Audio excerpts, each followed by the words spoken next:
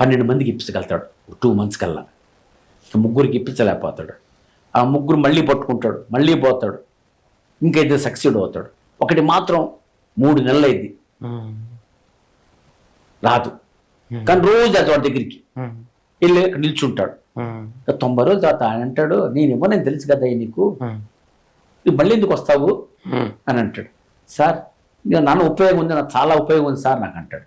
నా నాన్న ఏం ఉపయోగం ఉందా అంటాడు. అంటే సార్ మీరు 90 సార్లు 90 రకాలకి చెప్పారు ఎందుకు ఇవ్వనని. అంటే జనాలు ఎట్లా రిఫ్యూజ్ చేస్తారో, రీజన్స్ ఎలా చెబుతారో అన్ని నేర్చుకున్నాను సార్ కొత్తగా నేను. కాబట్టి మీ దాంట్లో నుంచి కూడా నాకు అనుభవం వచ్చింది.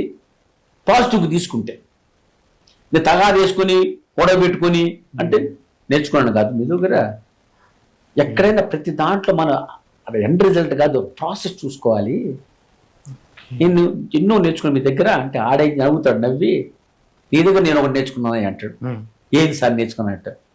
నేను 90 సార్లు అన్న మళ్ళీ వచ్చి నా ముందు నిలబడి నువ్వు పర్సిస్టెంట్గా పట్టు 100 విక్రమార్కుల్లాగా నా ఎదురు కూర్చొని నువ్వు ఇప్పుడు చెప్పినా నువ్వు నేర్చుకున్నా అని చెప్పి నన్ను ఇంప్రెస్ చేసి నువ్వు వదలకుండా వచ్చి నేను నీ దగ్గర నేర్చుకున్నాను, ఏ పని సాధించాలని పట్టు వదలకూడదని నిజంగానే దానికోసం నీకు అడ్వర్టైజ్మెంట్ ఇస్తున్నా అంటాడు.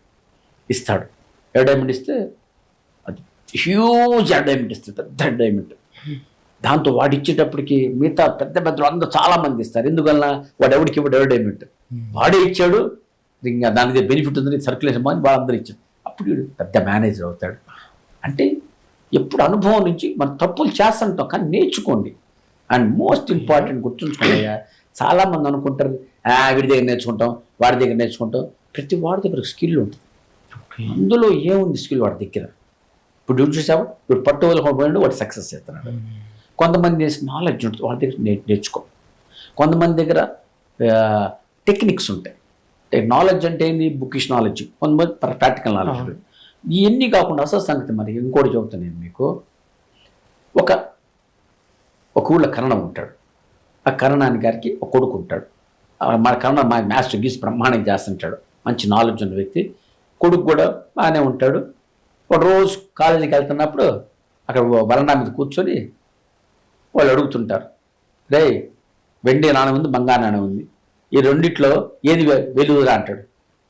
వీడు వెండి నాణ్యం అంటాడు. అందరు నవ్వుతారు, నవ్వాడు వాడికి ఇస్తారు. ఇది ఇలా చిన్నగా అప్పటికి నెల అయిపోద్ది, 15 రోజు వెళ్తుంటాడు, జోక్ వేస్తుంటారు, వెండి నాణ్యం ఇస్తుంటారు. 2 నెలలు అయింది. వార్త మొత్తం చివరి కరణం జరిగింది. కరణం కోపం వస్తుంది.